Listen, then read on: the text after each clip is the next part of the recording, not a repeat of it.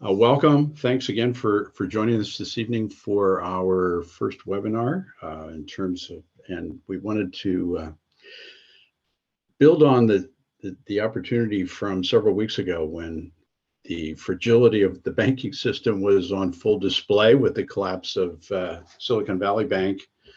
And while the federal government took action to ensure that the account holders at SVB would not suffer a loss, it did put a big spotlight on the question of bank deposits and the safety of your cash. So, combined with the fact that our client base, which is churches and faith-based nonprofits, tend to be quite conservative in their approach, if they have one, to cash management and investing, we felt like this would be an opportunity to really become a little more intentional about stewarding the resources that God's provided to our organization. So we want to start that conversation tonight by examining three approaches to stewarding your cash that I would say range from very conservative to moderately conservative, no risk to moderate risk, simple to moderate management requirements. So thanks to each of our presenters who are giving their time this evening to bring some clarity to the conversation. So I'm going to introduce each one in turn, and then after their presentation, we'll plan to provide an opportunity for some questions. Again, we're recording the webinar, so we'll make that available to everyone tomorrow, along with additional documentation that each of the presenters is providing. So let's get started. Sidney Doucette is an account manager at Relay Bank that works directly with accountants and bookkeepers and their clients. When he is not working in the banking world, he's often playing and or watching football, well, to the rest of the world, soccer in the US and Canada on the weekends. So Sidney, welcome. Thanks for joining us tonight. And I'll let you start with our, shall we say, our sort of most conservative and simple approach to cash management. Love it. Thanks, Keith. As everyone said, or as Keith said, my name is Sidney. I come from Relay Bank. Now, if you've never heard of Relay Bank, it's a free digital bank. You can go ahead and Google it. It's relayfi.com. Now, everything would be digital. Now, we are basically the software interface. Now, in terms of who actually would hold the gold or anything like that, we do have a brick and mortar partner bank. And currently that would be Thread Bank. Now, in terms of taking the conservative approach that Keith had mentioned, a big hot topic right now is FDIC insurance. So what happens to my money above and beyond that $250K that is very standard in US banking? So a lot of you folks are probably working with, say, brick and mortar banks, your local credit unions, local banks, maybe Bank of America's, Wells Fargo's. A lot of those banks don't really connect through a network, especially when it comes to, say, local credit unions. So if you have above and beyond $250K in said bank, potentially your money could be at a slight risk. Now, with that being said, Relay participates in something called IntraFi network. Now, how it works is we'll use an example of $2 million. If you were to say have $2 million here at Relay, and you were participating in IntraFi, that would actually break up through 8 various partner banks to separate that $250K. So if we had $2 million, you would have 8 partner banks, each holding $250K within those accounts. So if one of those banks were to falter or fail, your money would be safe and secure through FDIC. Now, a big question we often get asked is, what happens to my money if it's in so many different banks? Do I have full access to that money, say, tomorrow? And the answer is yes. You have full control of your liquidity. You can also see it all through Relay's dashboard or interface. Now, on that note, a lot of folks tend to use Relay as more of a cash flow management tool. Maybe in regards to how Keith mentioned, that is a conservative approach. You just hold the money in a secondary account and maybe move it around as a cash flow management tool, keeping that local relationship with some of your local credit unions or folks that you have seen for so long already. It's just an alternative measure. Now, there's tons more about Relay. Some of you folks might already be working with us, but I would encourage any questions when it comes to digital banking or concerns around what happens to your money near the end. I'll pass it off. Thanks, Sidney. So if you have a question for Sidney, you should be able to unmute yourself and ask said question.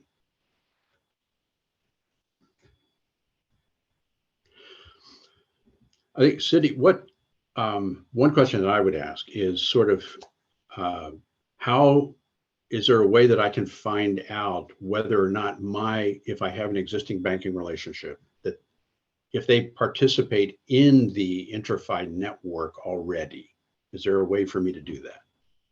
That's a great question. To be honest, I'm not quite sure.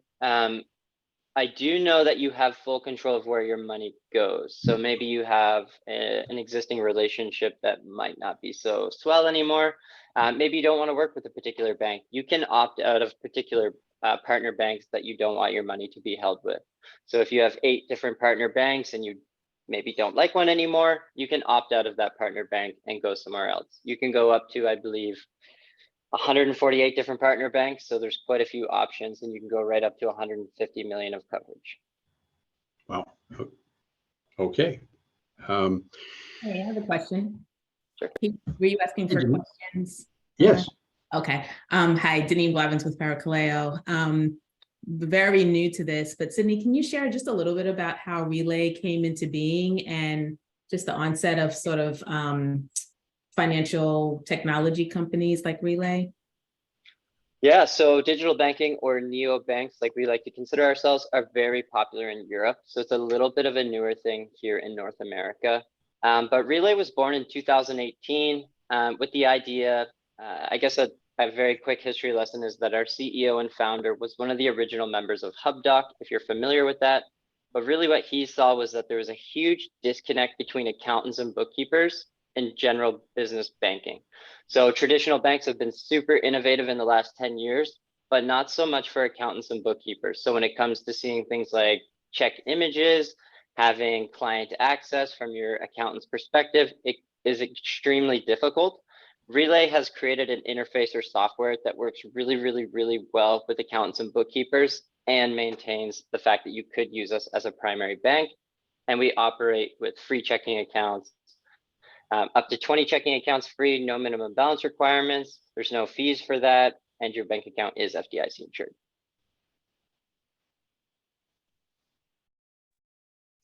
I had a follow-up question on the IntraFi. So with Relay specifically, it's an opt-in feature? Is that correct? Great question. So yes, it would be an opt-in feature if you go above and beyond 250K and you're just wanting your money to be more secure. What we end up doing is we establish a relationship between, say, yourself and our partner bank. Everything in terms of legal documents and everything like that would go through our partner bank so that you know where your gold is staying per se. And that way everything goes through our partner bank. So it's not through some digital aspect of it. And so to initiate the IntraFi, how is that accomplished? Yeah, so if you're already with Relay to say start the process, it would just go through someone like me, one of your account managers, and then I would get you in contact to get that started. Now on Relay side, we are going to have more visibility and we're actually going to be in control of it. But because the whole SVB thing is fairly new, it was more of like a, crisis situation where we needed to, be able to help people store their money with us greater than 250K. So right now it's more of a manual process where we link up with somebody that can help you out. In about 2 weeks or 3 weeks, we'll be able to do it right on our side as well.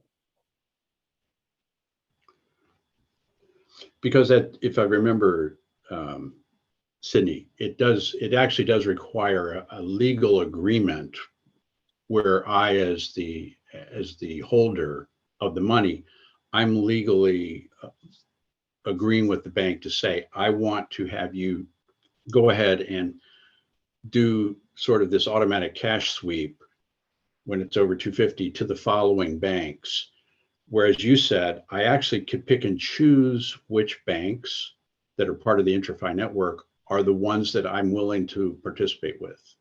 Is that correct? That is correct. Yeah. And Okay. say you had more than 2 million and you needed to do an international wire tomorrow, you would still have full access to do that. Awesome. All right.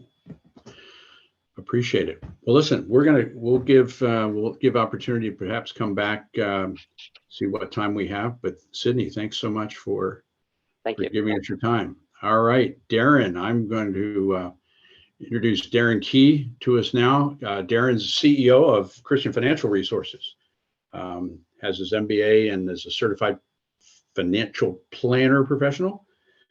He's also authored a resource called The Quest, which is a book that churches across the country use for a 5-week stewardship series. And he's married, 4 children, 2 adopted, 2 biological, and lives in usually sunny Orlando, Florida. Right. Darren, thanks for joining us. Excellent. Thank you. Hopefully everybody can see the PowerPoint there. First of all, Keith, thanks for having me, because I can tell you a ministry that works with churches all across the country. We love the idea of churches outsourcing what they're not experts at, which is what you guys do at Auxilio. And so we're excited about what we're seeing in the partnership with you guys. Well, our ministry at CFR has been making loans to churches across the country since 1980. And we funded about 1,000 loans, never had a foreclosure yet. And one of the things, though, that I can tell you is I've traveled the country, and what's the one thing that causes a church to fail? This might surprise you. It's not the pastor having a moral failing. It's not a church split. It's when the church runs out of cash. And so in the secular world, we often hear cash is king. What we like to say here at CFR is cash is critical, because Jesus is our king. But we really try to focus on weeks cash on hand for churches. So what we try to get every church to do is take a look at what are their annual expenses. I'm just use a simple number here. Let's say your expenses are $520,000. Divide that by 52 weeks, and that means you need $10,000 of weeks for each week of cash on hand.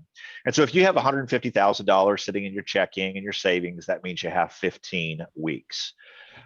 We believe best practice, after having funded almost 1,000 loans, is churches really need to keep a minimum of 13 weeks cash on hand.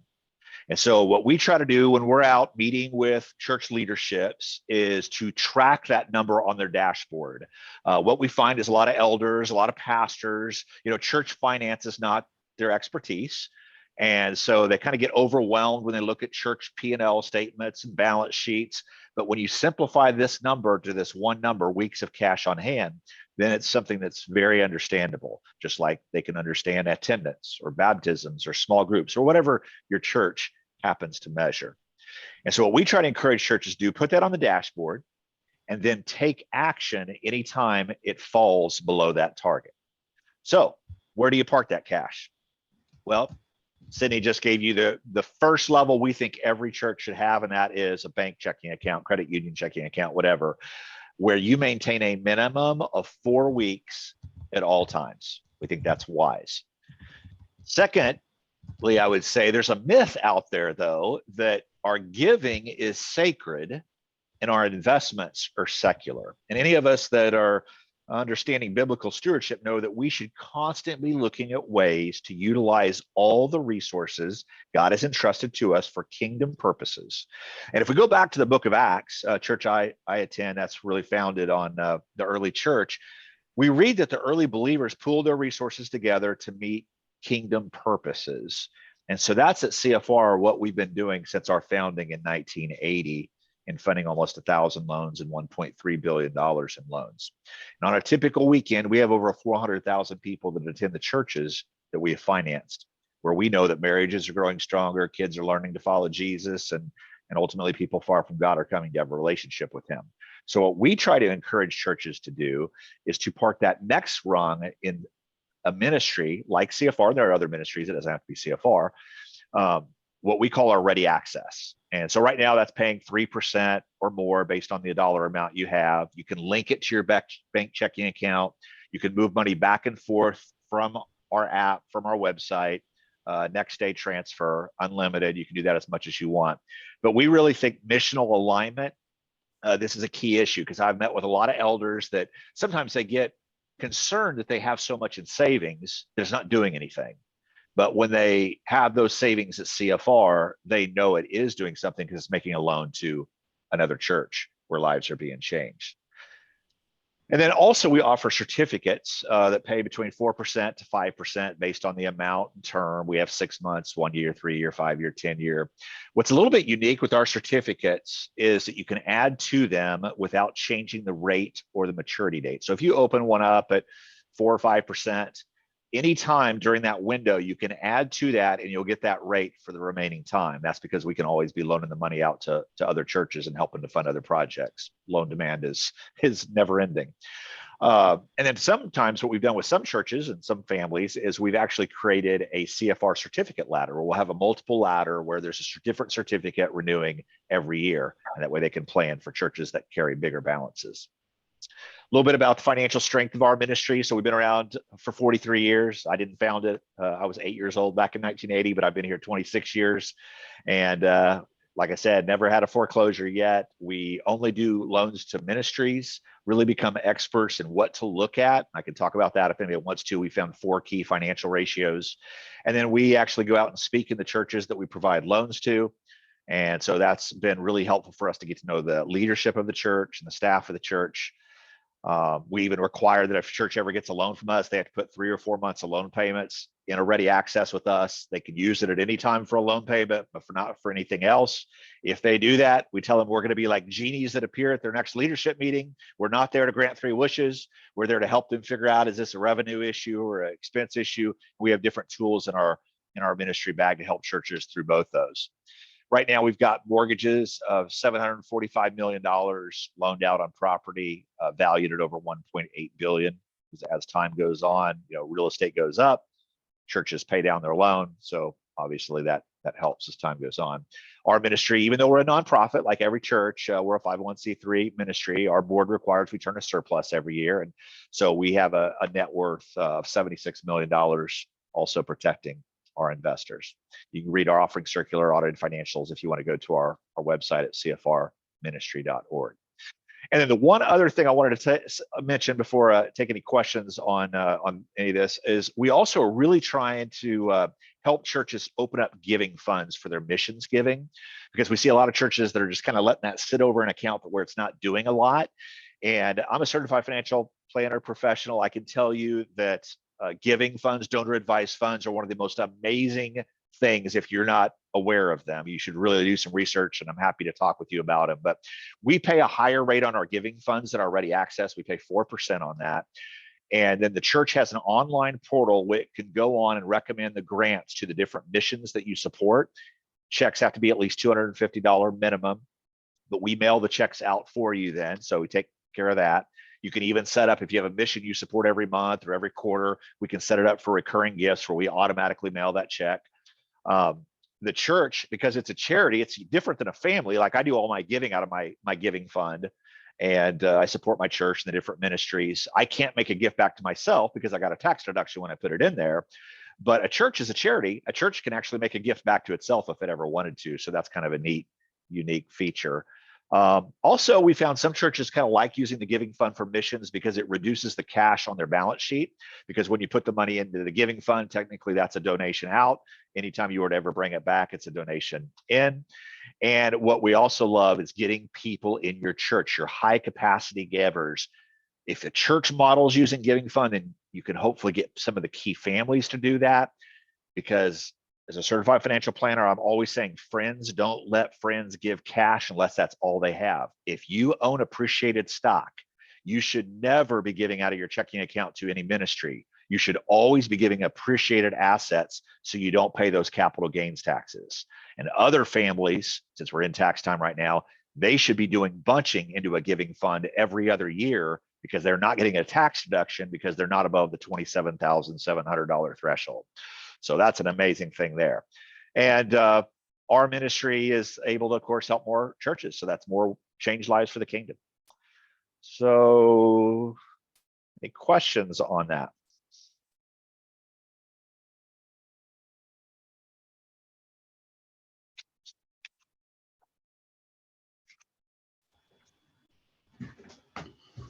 This is the easiest group. I've never not had a question, Keith. Well, I was going to say that you dumped a lot of data on us there, Darren, which I Right. appreciate. I have a question, Darren. Yeah. This is Phil. And Yes. welcome. On your, what's the first one you put up there? The ready access. Ready access. Yep. Is it deposited and withdrawn in the same lump sum, or can you put in, say, $100,000 and take out 10,000? Oh, sure. Yeah. Yeah. So most people, so I'm out speaking every weekend in churches, our team is. And so what we're trying to encourage people to do is families, ministries, and businesses to always have an emergency fund. I would say basically always keep 1 month in your bank checking account or credit union, whatever you use. But what we believe is the highest and best use for the kingdom then is to park any emergency fund above that in a ready access, or if you have a more than 5 months of savings, then you might want to look at some certificates then at that point where you're going to get a higher rate on those. But it doesn't operate like a CD. Right. So that ready access is in and out. Yep. So it just people use it every day. We've got millions of dollars moving in and out of that. Thank you.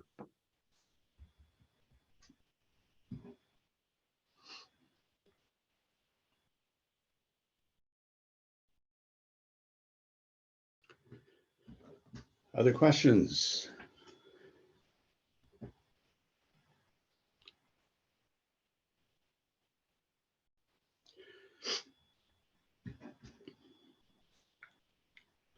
Now, again, Darren, just to be totally clear here, you are not FDIC. No, we are not a bank. Yeah. Right. So basically, there's 3 different regulatory bodies. So one of obviously is you have FDIC for banks, and you have NCUA for credit unions. Those are insured. Ours are uninsured.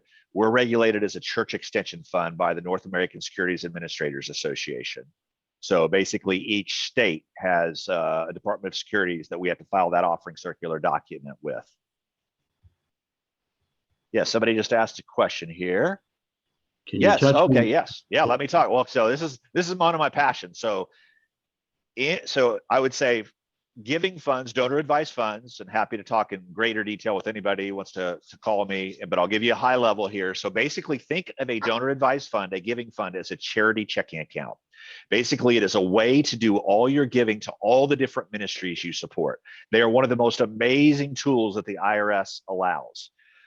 So first of all, if you're a high capacity person that has if you have appreciated stock, always you give appreciated stock before you ever give out of your banking checking account, due to the fact you'll never have to pay capital gains. Because what happens is you transfer the shares into your giving fund at CFR. We, being a 501c3, we sell those, we put them in your giving fund. It earns 4% while it sits there tax-free, and you never had to pay any tax on that. If you still like that stock, you can take the money you were about to give your church out of your checking account, and you can buy the stock at the higher price. And that way, if you ever decide to sell it in the future, you're only going to pay it from that point forward. Secondly is the bunching piece. Any families that are not able to itemize on their taxes right now should be doing what we call bunching, where you take 2 years or 3 years of giving. If you have the cash or stock to be able to do it, put it into your giving fund and then give it out to the various ministries you support every 2 or 3 years. That way, at least every 2 or 3 years, you do get a write-off for your taxes. But they are amazing, not just for that, because they simplify your giving. You have a record of all the giving you've ever done. You can use it in your legacy seminar. So in my family trust, I have my 4 kids getting 20% of my estate each. The other 20%, I used to have all these different charities, but I kept changing the dollar amount, changing the charity. Now what I do is that last 20% just goes to the Key Family Giving Fund at CFR. And when I pass away one day, my 4 kids will get to do the due diligence on those charities, decide which ones get which dollar amount. But there's so much I could go on in that. So if you have specific questions, happy to answer them, but I don't want to bog everybody down too much there if people aren't interested.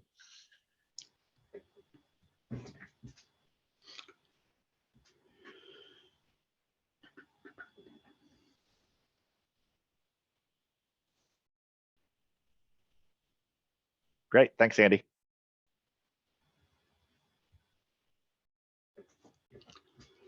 Darren, one of the things, just to mention too, that I believe you guys do is what is one of your passions is to help educate givers in churches on how to make the best use of their funds. So not only is it you're talking about, hey, this is a great way to give, you guys will actually go out to churches and all and really help try to educate donors. That's right. We actually, here, I'll share my screen, I guess, real quick here again, this one. So this is what our ministry does. It's based on this core truth that God owns everything, manage everything for God. So for 43 years, we've been doing loans and investments. We just talked about that. But we also have an entire stewardship department on our team. And so if your church is interested in doing a capital campaign or generosity initiative, you can hire our ministry to do that. We also do something for our churches that are partners with us that have accounts. We offer a webinar where we do legacy plans at no cost to people in the church. So like when I had my trust done, I didn't have to pay anybody. CFR pays a big sponsorship fee to financial planning ministry out in California to draft those documents. But we love it because we've generated tens of millions of dollars in estate gifts for our partner churches through our legacy plans. And then, of course, we offer the giving funds, and we also offer charitable gift annuities, what we call life income agreements too. So yeah, basically our passion, it is that first piece that you saw in the first slide, funding ministry, changing lives. We know every church that we fund, lives are being changed for the kingdom.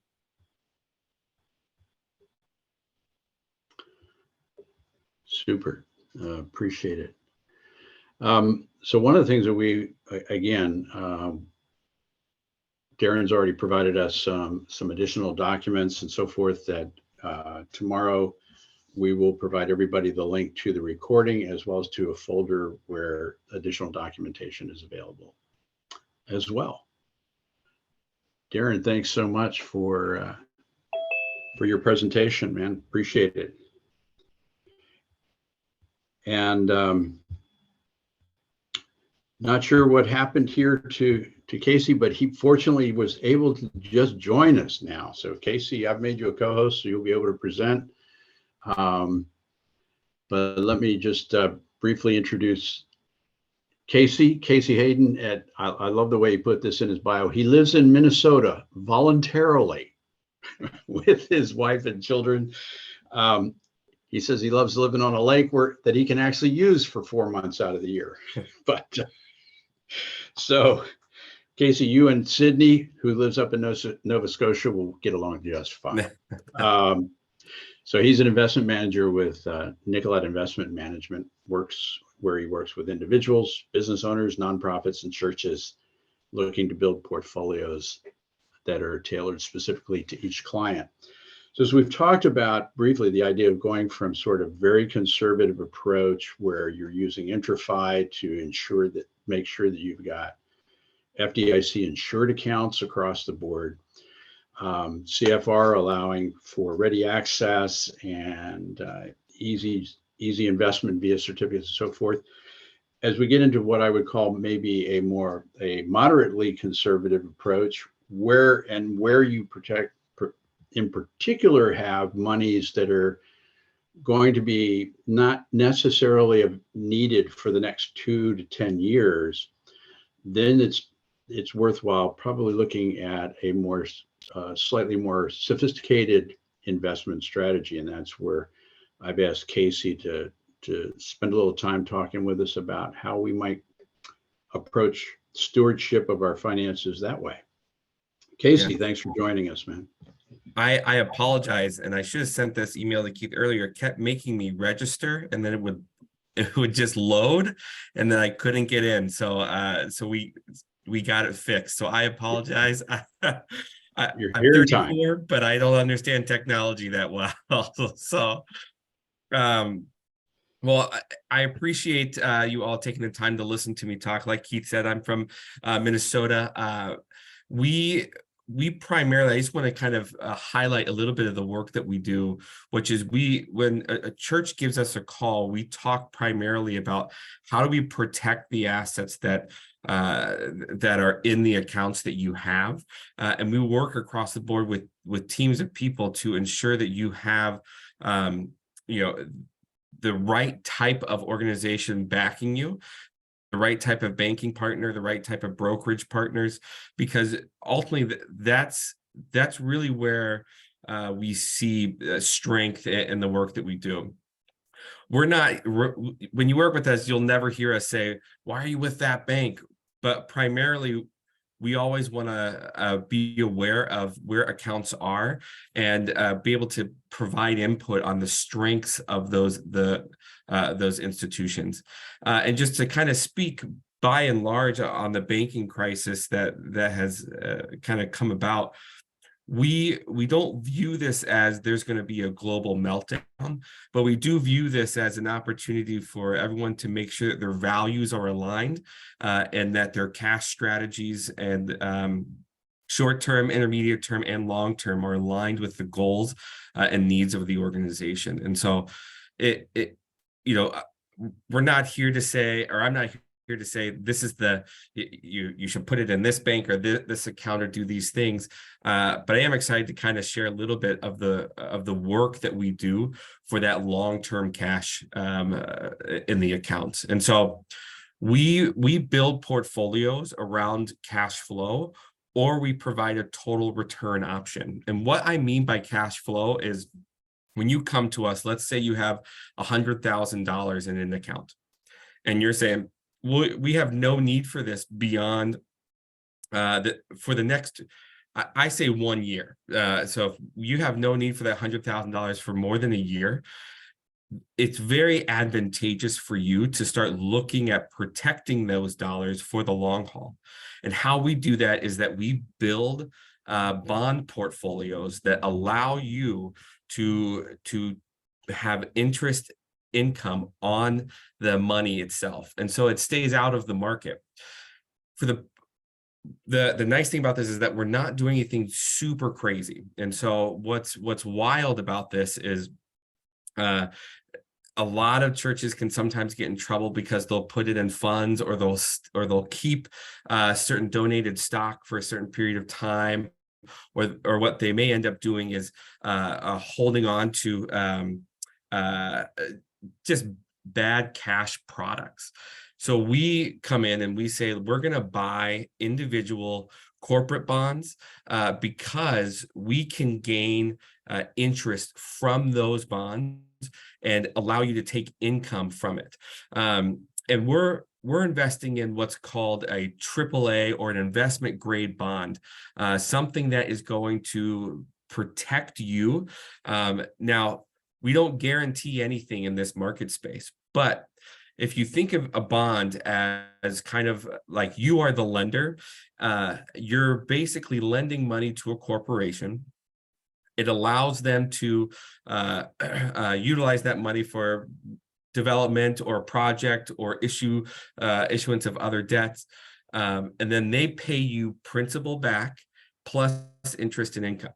So on $100,000, if right now what we're seeing in the market is between 4% and 6%, and for investment grade bonds, that allows you to put cash in there. So on a $100,000 account, they're going to be paying you back $5,000 on average. So the $5,000 that can go a long way in what you're trying to do. I was a youth minister before I was working in finance, and so $5,000 that funds like 400 lock-ins. And so although I'll never do a lock-in again, so maybe they've gone up in price, but what we love about the bond space right now is that we think that rates are going to continue to stay elevated. We think that keeping your cash in bond portfolios allows you to leverage the assets inside of there. And there's a lot of things that you can do with fixed income if you or a lot of ways you can think of fixed income as kind of your protected asset class. So I'll use it as a retiree. When a retiree comes to me and they say, I need $10,000 from this account every single year or every single month, we can build out a bond portfolio that allows you to keep that money invested and takes the interest income off of that and allows that to fulfill the cash flow that you need from those accounts. So it's an incredibly powerful tool when you think about the long-term impact of of your cash, and allowing it to not just sit there, and keeping it out of the market basically gives you a way to utilize that cash and that capital to think about other things that you are wanting to do, to fund other projects, to use it as seed money for other projects, to or here's a prime example. There's a church I'm working with. They have a $1 million or $1.2 million investment account, and what their portfolio right now is averaging around 4% in a return. The income off of that portfolio pays for all of their part-time staff at the church, and it protects them so that as giving was going down, the account stayed there, stayed at that $1.2 million level, and we were able to take the interest income and supplement during those down months that we were seeing. So when you think about what's the long term that you can do, and what are the types of accounts, how can you build those things? We really like looking at bond portfolios for churches, and we think that it's a powerful tool for long-term cash flow. I have sample portfolios I'm always happy to give out just to demonstrate what those mean and what that looks like. Most of the time, and I remember talking to Keith about this, whenever I present those portfolios, people just go, okay, and then it's like their nap time, because they're like, who cares about the new corporate bond that's out there?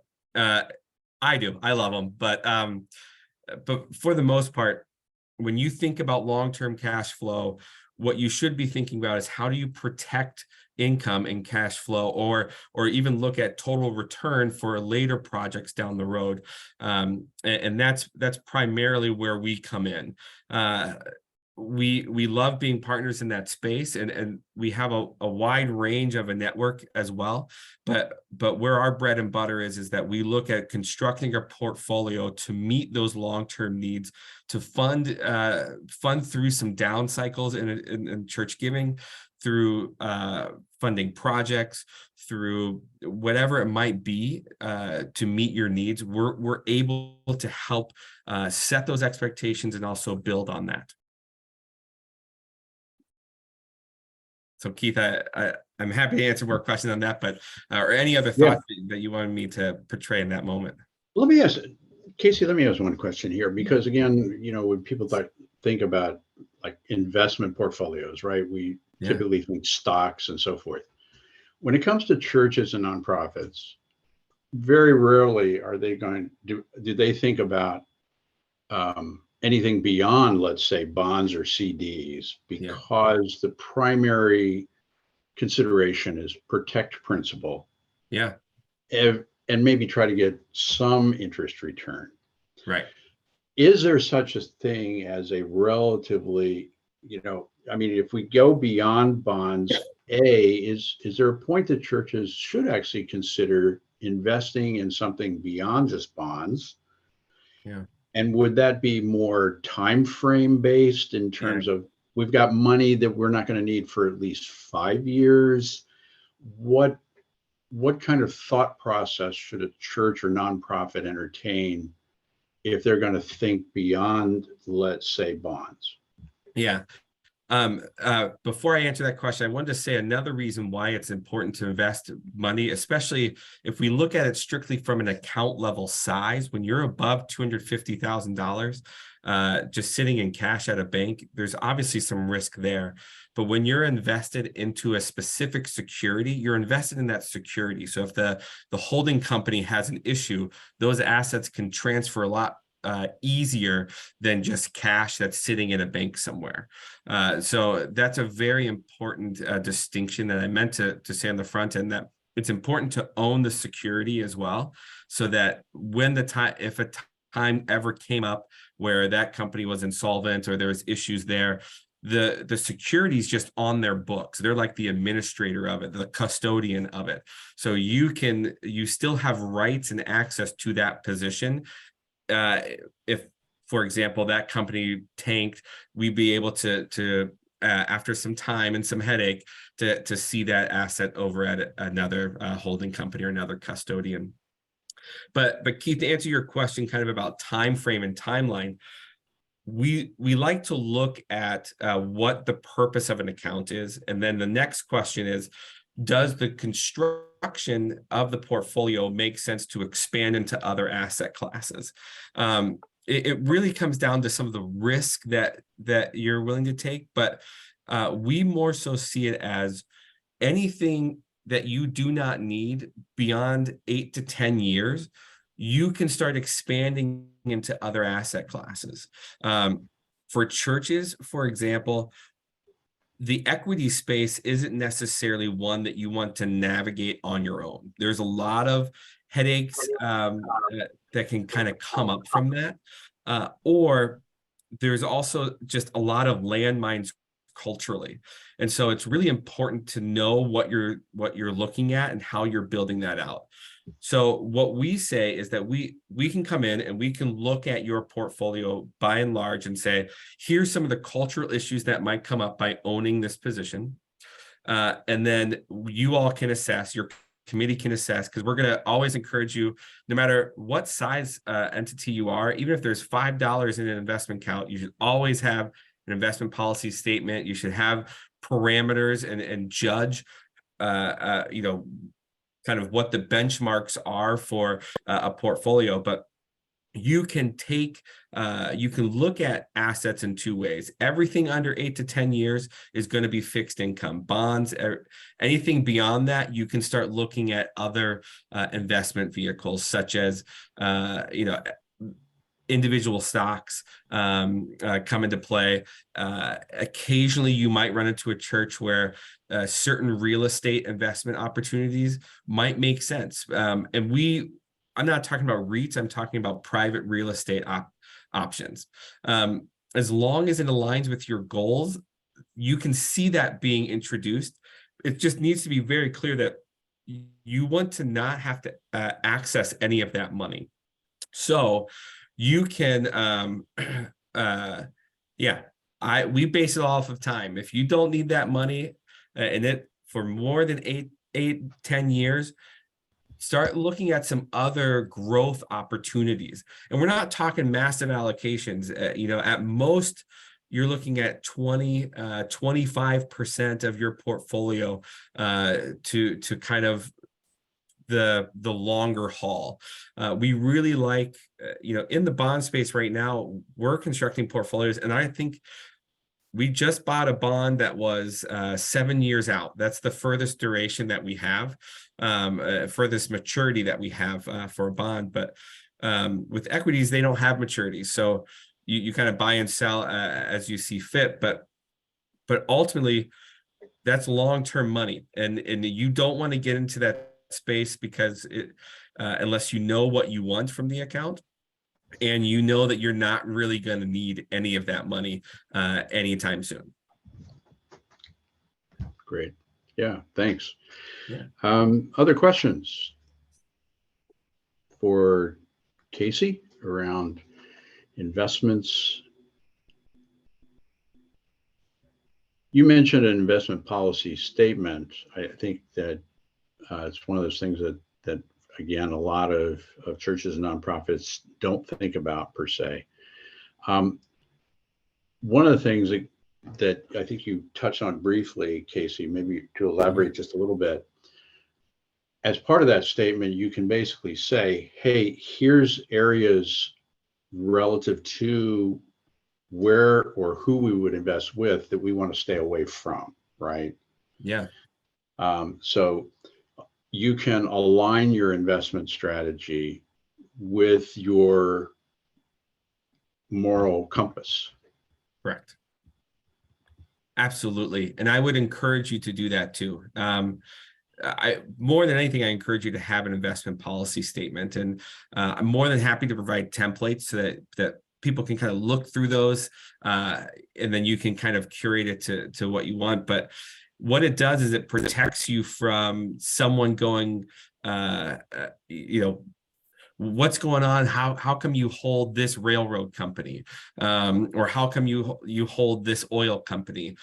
Those are the two big ones that we see right now. But there's a lot of churches that don't want to be in like Facebook, for example. However, it is incredibly common for churches to be donated Facebook stock or Meta or some of these other organizations that don't align with the values of the church.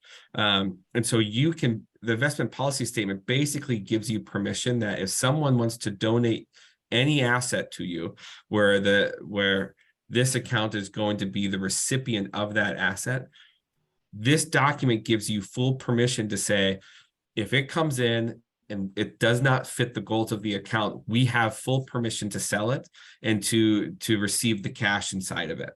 It's incredibly important for churches that accept any donation where any account will be the recipient of that donation.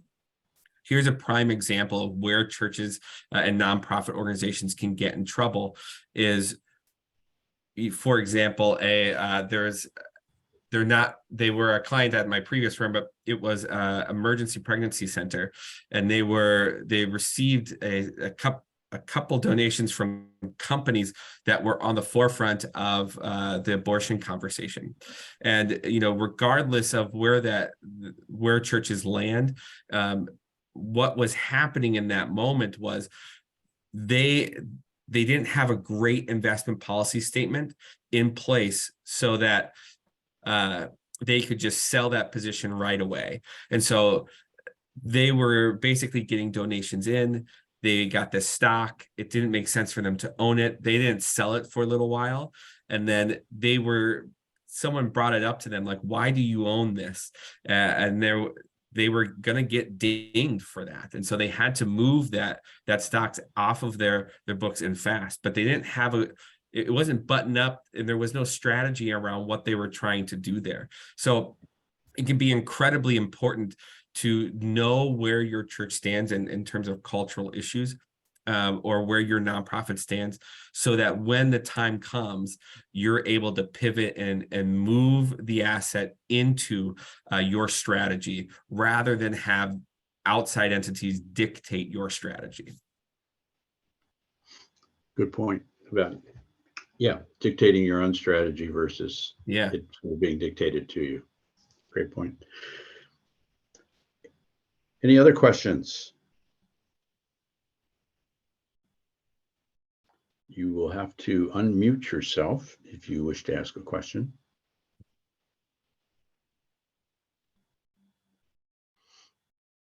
Does anyone want to know about the rates right now? We're supposed to be. Does anyone want me to predict anything with the Federal Reserve? I can. No, I can't do that, actually. So your guess is as good as mine.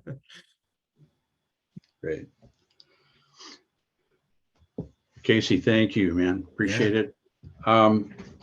So we've heard sort of, again, we've kind of covered briefly tonight 3 sort of layers of approach, from simply, hey, let's make sure that everything that we have cash-wise is federally insured by using the cash sweeps and the IntraFi network to accomplish that. We've also got the option of where we can move into a very not federally insured space, but a very safe space based upon performance over 43 years with Christian Financial Resources, where you can use ready access as a basic high interest savings, as well as the option for some certificates that are 1, 2, and 3 years or so, while helping actually provide for financing for churches. And then, as Casey presented, right, we can look at longer term strategies relative to bonds, and then perhaps even certain levels of equities and so forth, depending upon the timeframes that you have to work with. Each of the 3 is a little more complex in terms of sort of a policy statement for your church or nonprofit. I think we can put together a policy statement that actually combines the 3, so that, again, what you would be if you're working with Auxilio, for instance, where you're saying to Auxilio, here's how we wish to, in fact, here's the kind of cash management strategy or investment strategy we wish to implement. And as our agent, we're giving you permission to act on our behalf to do monthly cash moves, to meet those requirements of 13 weeks on hand, et cetera. So we can continue to follow up with you on each of these areas. Again, we're going to make the link to the recording available tomorrow, as well as the additional documents. Casey did provide a couple of sample bond portfolios that will be available to pick up as well. So let me give you one more opportunity, since we've got a couple of minutes before the hour, in case there's any last minute questions. Or Sidney, Darren, if you guys want to pop in and say anything in a closing way. Yeah, I'll say this, Keith. If anybody wants a free copy of my book, just go to Darren email me at darren@cfrministry.org. I'll send you out a copy of my book. And thanks so much for having me tonight. Yeah, and I'll chime in here. I offer full product tours of Relay. They take about 30 to 45 minutes if you need to see how they work. We work really great with nonprofits as well as churches. And I'd love to get into more detail. You can contact me at sydney@relayfi.com, but I'm sure Keith will have my information handy. Awesome. Yep. Thank you, guys. All right. Well, thanks again, everyone, for joining us this evening. And we will hope this is the first of many opportunities going forward to speak into, how we can best steward the resources that God's given us. So thanks very much. We'll end the recording and the evening. Enjoy the rest of your evening. Thanks so much.